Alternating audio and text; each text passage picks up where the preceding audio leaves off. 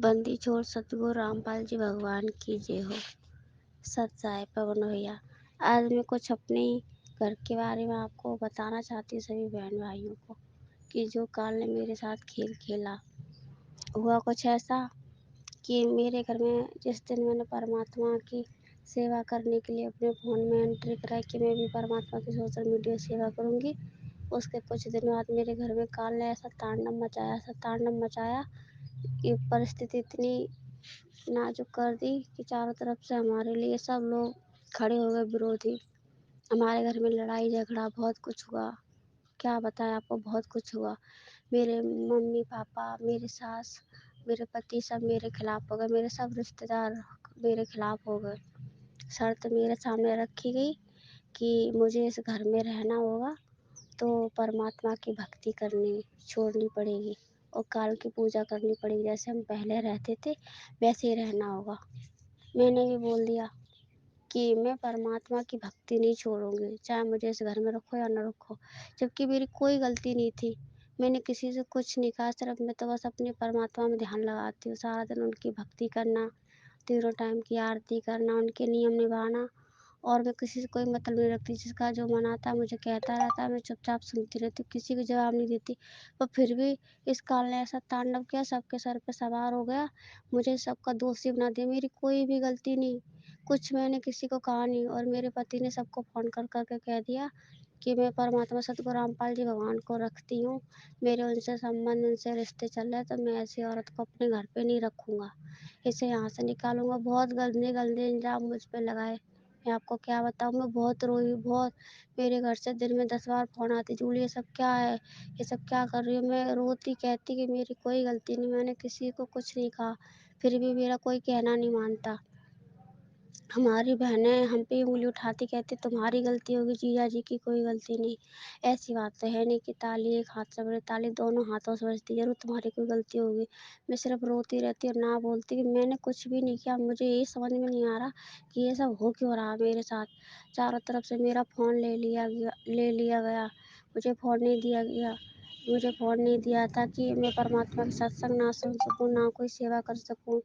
मैं सारा दिन रोती, परमात्मा कहाँ गए? मुझ पे इल्ज़ाम लगाएगा कि मैं तुम्हें कोर्ट में खचेड़ूँगा, तुम्हें जेल कराऊँगा, तो मतलब हमारे तुम्हारे कोई संबंध नहीं।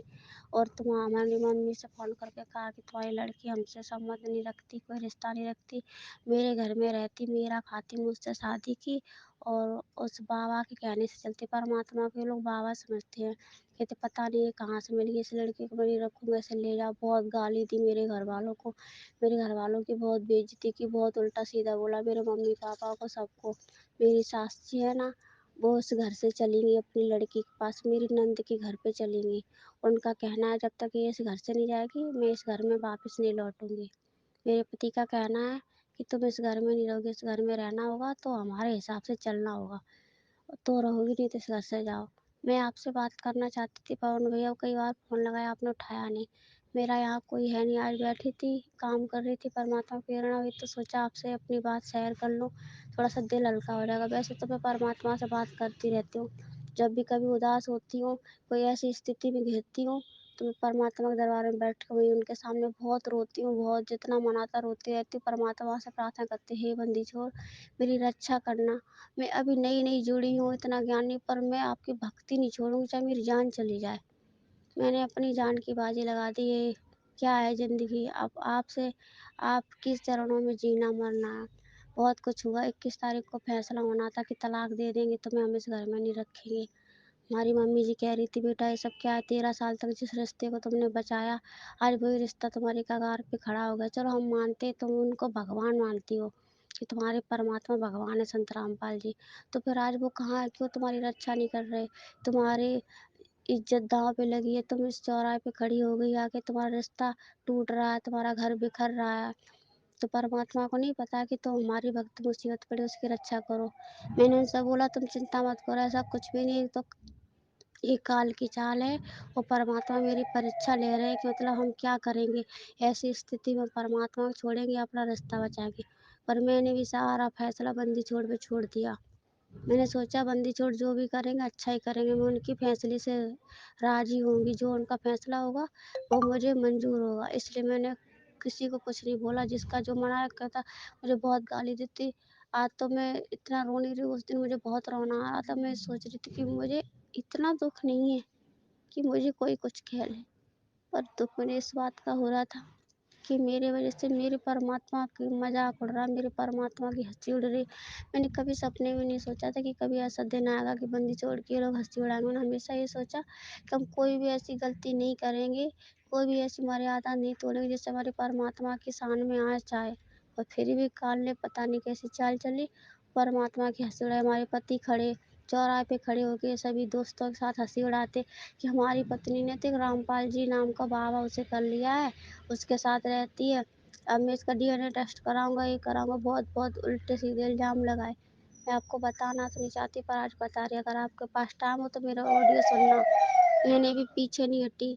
मेरे घर वाले मुझे सब खिलाफ होगा कि हमारा तुम्हारा रिश्ता खत्म, तुम्हारी एक जिद घर को डुबोगी, एक तुम्हें किसी की नहीं पड़ी। कम से कम पापा मम्मी की इज्जत का ख्याल करो, बहनों की इज्जत का ख्याल करो, भाई की इज्जत का ख्याल करो। तुम्हें समाज में सर उठाने लायक नहीं, तुम चेहरे दिखाने लायक नहीं हो। मेरी भी एक ही जिद रही कि मैं संत रामपाल जी भगवान को नहीं छोड़ूंगी। मैंने ऐसा किया ही क्या जो मैं सर उठाने लायक नहीं हूँ। परमात्मा जहाँ रखेगा वहाँ रह लूँगी, जो करे देगा वो खा लूँगी, पर मैं भक्ति नहीं छोड़ूंगी। मेरे सब लोग मेरे खिलाफ हो गए, फिर परमात्मा की ऐसी दया हुई, फिर 21 तारीख को सब कुछ अच्छा हो गया। अब मतलब मेरे पति ने मुझे घर से भी नहीं निकाला। अभी मैं यहीं रह रही हूँ, ये भक्ति कर रही हूँ। और जो आपसे उस दिन में पूछा था कि पैसे कैसे घी मंगाऊँ, तो आपने हमारा संकल्प समाधान किया था कि 10वें अंश के पैसे से मंगा लो। तो मैंने परमात्मा का घी ज्योति के लिए 10वें अंश में से पैसे लेके मंगा लिए। और मैं बहुत खुश हूँ। बहुत कुछ बातें कुछ अभी याद नहीं है, बस इतना ही कुछ है। मैं अपनी मर्यादा नहीं तोड़ूंगी। मैं जो भी मर्यादा निभाई दिल से निभाई। जब मैं पहले काली की पूजा करती थी तब भी बहुत अच्छे से नियम निभाती थी। पहले बालाजी की काली माँ की पूजा करती थी, और फिर जब से परमात्मा मिल गया तो मैं परमात्मा के नियम निभाने लगी। बेचा जान चली जाए पर मर्यादा खंड ना हो। और एक बात और पूछ रही, पवन भैया आपने हमारा नंबर मीरा दासी को दिया है, कानपुर में मीरा दासी, उनका फोन आया था। वो बोल रही थी कि मुझे पवन भैया ने आपका नंबर दिया है। मीरा दासी, जय हो बंदी छोड़ सतगुरु रामपाल जी भगवान की जय हो। पवन भैया मुझसे गलती हुई तो माफ़ करना, मुझे मालूम मैं आपके पास टाइम नहीं, फिर भी मैं ऑडियो भेज रही हूँ। बस ऐसे ही मन किया, इसलिए आपसे सोचा कुछ थोड़ी सी बात शेयर कर लेंगे। सत साहिब जय हो। बंदी छोड़ सतगुरु रामपाल जी भगवान की जय हो। बंदी छोड़ सतगुरु रामपाल जी भगवान की जय हो। सत साहिब जूली बहन जी, सत साहिब दया बहन, परमपिता परमेश्वर सतगुरु रामपाल जी भगवान की। और आप जैसे भाई बहनों के संघर्ष को जब हम सुनते हैं तो बहन हमें तो लगता है कि इस संघर्ष के सामने हम लोग तो आपके पैरों के नाखून के बराबर भी नहीं हैं। हम जो कर रहे हैं बहन वो संघर्ष नहीं है। असल में संघर्ष वो है जो परमेश्वर आप जैसी आत्माओं से करवा रहे हैं। अपने पति के साथ रह के, सास ससुर के साथ रह के, परिवार के बीच में रह के, समाज के बीच में रह के, भक्ति और भगवान के लिए जो संघर्ष उन काल प्रेरित लोगों के साथ आप कर रहे हो वो असल में असली संघर्ष है। हम जो कर रहे हैं ये असली संघर्ष नहीं है। और आपके संघर्ष के आगे तो आज मीराबाई भी फेल हो जाती। आपके संघर्ष के आगे तो बहन जी आज मीराबाई भी फेल हो जाती, क्योंकि मीराबाई से भी कई गुना बढ़ के संघर्ष आज परमात्मा आप जैसी माता बहनों से करवा रहे हैं। तो हमें तो शिक्षा लेनी चाहिए बहन जी। हमें तो दृढ़ता मिलती है जब हम ऐसा कोई संदेश, ऐसा कोई ऑडियो, कोई मैसेज हमारी माता बहनों का सुनते हैं जो गुरुजी को परमात्मा मान के चलती है और अपने अनुपदेशी रिश्तेदारों का संघर्ष सहन करती है, और हर प्रकार से प्रताड़ित करने के बावजूद भी घर छोड़ के भागने की नहीं सोचती वो। देखो मीराबाई वही बात दास ने कहा ना कि मीरा का संघर्ष भी उतना हाई लेवल का संघर्ष नहीं था जितना आज परमात्मा आप जियों से करवा रहे हैं। मीरा भी अंत में दुखी होकर परिवार छोड़ के बाहर निकल गई थी, लेकिन आज आप लोग नहीं निकल रहे, क्योंकि आपको पता है कि हमारे साथ भगवान है, हमारे गुरुजी पूर्ण परमात्मा हैं। हमारे गुरुजी हमारी आधीनी की, हमारे विश्वास की, हमारे धैर्य की परीक्षा ले रहे हैं। कि आज अगर ये मेरे बच्चे मेरे ऊपर विश्वास ना करके और यदि इन परिस्थितियों से घर छोड़ के भाग जाते हैं तो ये कहाँ मुझे प्राप्त करेंगे। कल को जब शरीर छोड़ेंगे ऊपर 12 करोड़ यम के दूत आएंगे जो ये पति सास ससुर से भी ज़्यादा भयंकर होंगे, तो उनके आगे कहाँ भगोगे फिर। आज तो भग जाओगे घर छोड़ के, बाद में कहाँ भगोगे। और अगर टिके रहोगे डटे रहोगे तो परमात्मा फिर साथ देता है। परमात्मा फिर उन आत्माओं में प्रेरणा कर देता है, वो ठंडे पड़ जाते हैं और भक्ति की जीत होती है। इसलिए तो परमात्मा कहते हैं कि कामी क्रोधी लालची इनसे भक्ति न होए, भक्ति करे कोई सूरमा जात वर्ण कुल खोए। तो वो सूरमा हो आप परमात्मा के, जिनके लिए परमात्मा भटकते रहते हैं। और दूसरा परमात्मा कहते हैं टोटे में भक्ति करे सोए सच्चा सपूत, ये मायाधारी मस्खरे कितने जालिए ऊत। ये जो मायाधारी है ना, मायाधारी, इनको तो परमात्मा ने ऊत की संज्ञा दी है। ऊत की संज्ञा किनको, जो भक्ति मार्ग में नहीं हैं और जो अभी जगत में हैं, जो भगवान अर्थात राम नाम को सुनना पसंद नहीं करते, उन जगत वालों को ऊत की संज्ञा दी है। और भक्तों में परमात्मा ने उनको ऊत की संज्ञा दी है जो मायाधारी भी हैं लेकिन परमात्मा के प्रति सेवाओं में आगे नहीं हैं। जो कन्नी काटते हैं वो हैं ऊत, नाम लेके भी। वो फिर मरने के बाद बनते हैं भूत, क्योंकि वो गोबर के भूंड हैं वो। फिर परमात्मा उनको गाय भैंस गोबर करेंगी और गोल गोल गोल गोल बना के उनकी वो गोलियां, और सारा दिन वो भूंड और भूंडनी दोनों बिल में जमा करती रहेंगी। फिर पता नहीं अचानक से किसी पशु के पैर के नीचे आके वहीं राम नाम सत्य। तो बहन जी, हम तो आपको क्या संदेशा दें, क्या संदेश दें, क्या शिक्षा दें। हम तो खुद आप जैसे भाई बहनों से शिक्षा लेते हैं और आगे बढ़ने की परमात्मा हमारे को प्रेरणा करते हैं। ये रियलिटी है बहन जी। मैं तो अपनी कह सकता हूँ, दूसरे की नहीं बता सकता। यदि इस परमपिता परमात्मा ने मुझ दास को साध संगति के माध्यम से और आप जैसे भाई बहनों के साथ में नहीं जोड़ा होता, यदि इतने फ़ोन कॉल्स वगैरह मेरे पास में नहीं आते और यदि मैं आप लोगों से बात नहीं करता, तो मैं तो कब का भक्ति मार्ग से फिसल जाता। मैं तो बहुत ही कमज़ोर सा प्राणी हूँ बहन जी।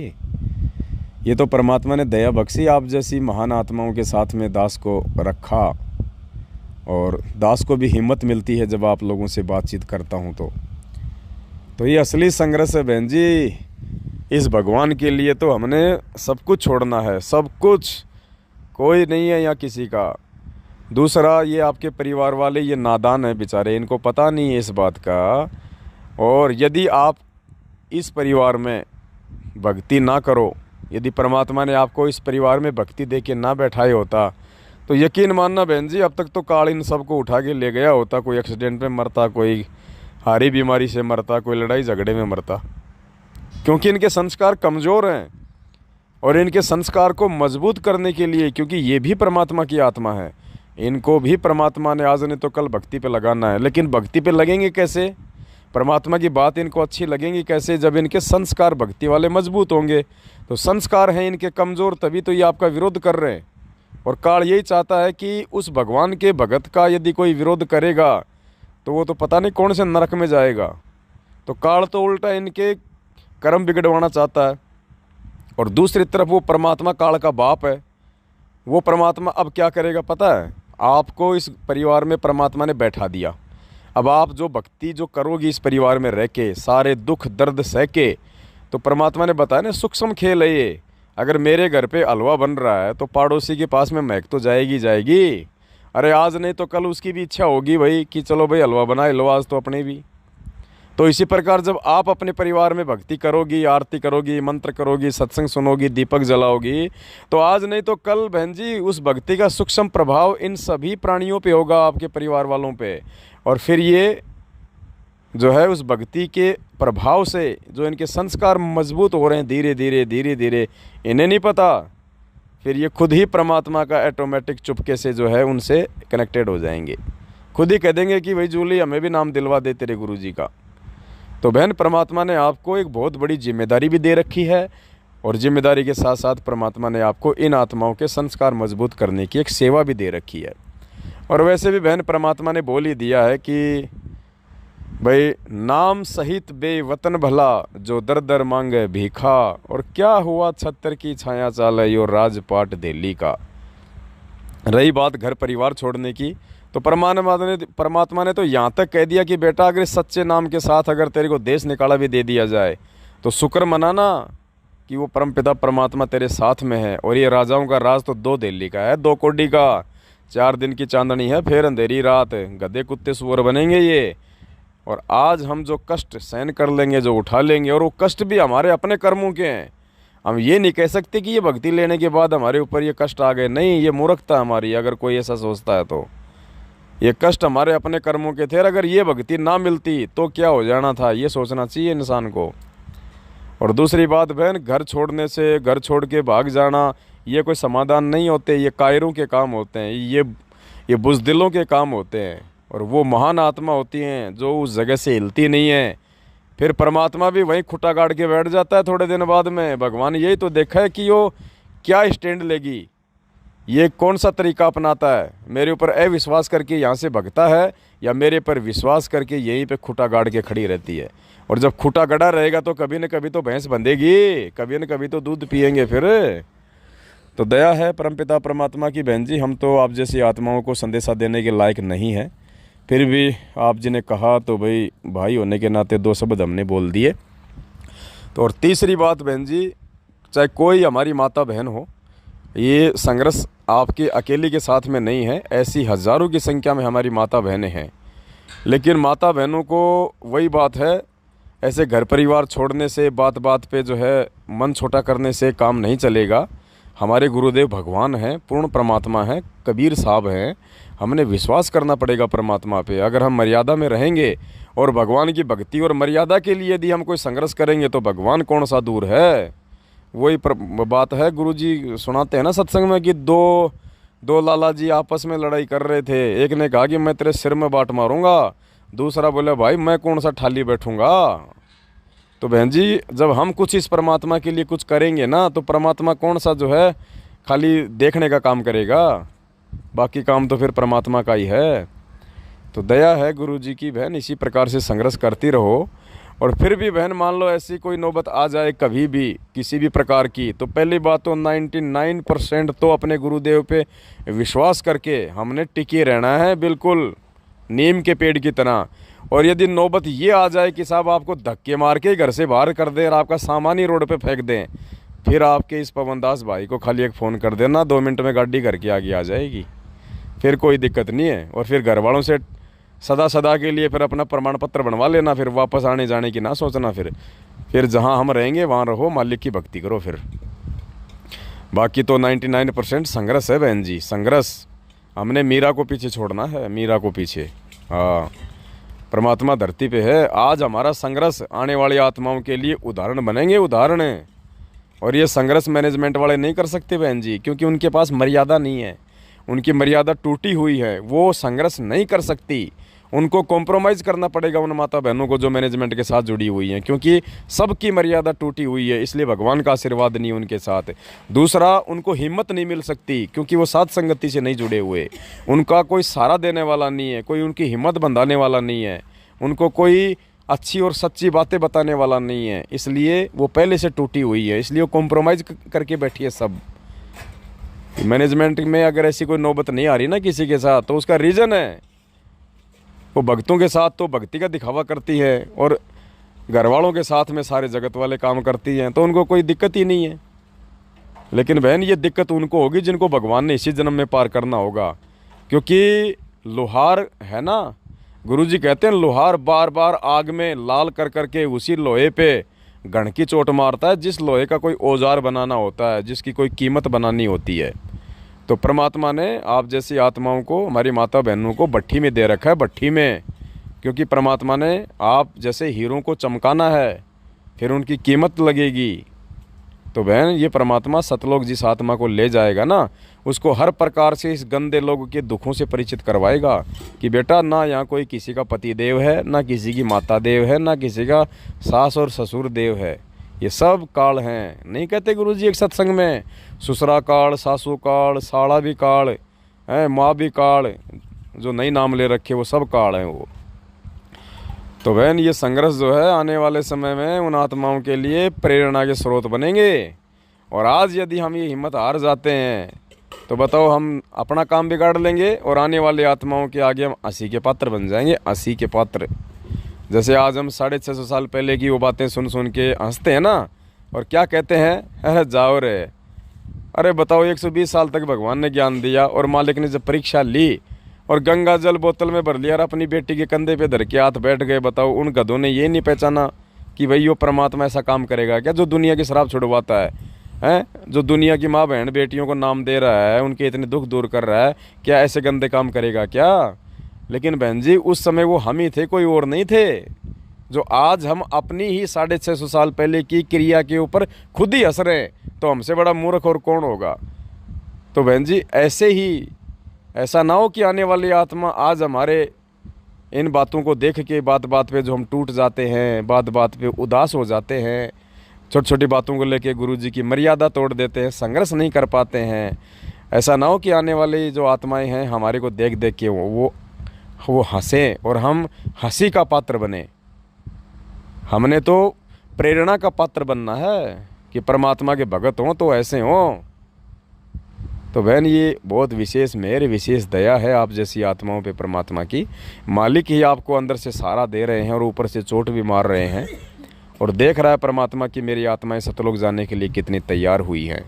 तो बहन इस जन्म में चाहे जो मर्जी हो जाए, हमने ना तो भगवान को नाराज़ करना है ना भगवान को दुखी करना है। जो मर्जी संघर्ष, सिर्फ यही प्रार्थना करनी है कि परमात्मा चाहे कितना ही दुख दे दे, कितना ही चाहे संघर्ष करवा दे मालिक, लेकिन सहारा भी तू ही देना बस। मालिक सहारा भी आप ही दोगे और किसी के सहारे की कोई उम्मीद भी नहीं है परमात्मा। अगर कोई निमित्त भी बनेगा तो भी परमात्मा आपकी मेहर से बनना चाहिए, आपकी रज़ा से ही निमित्त बनना चाहिए परमात्मा। और मालिक चाहे जो मर्जी हो जाए, चाहे गर्दन उतार लेना, लेकिन परमात्मा अपने चरण कमल में रखना और सुई के नोक जितना भी अपने आप से दूर ना करना। बस ये प्रार्थना करते रहो अपने गुरुदेव भगवान से। परमात्मा कब तो जो है सच्चाई से जोड़ देगा और कब परमात्मा एक पैर हमारा सतलोक में टेक देगा पता ही नहीं चलेगा बहन जी। बस इसी का नाम भक्ति है। सत साहेब बंदी छोड़ सतगुरु रामपाल जी भगवान की जय हो।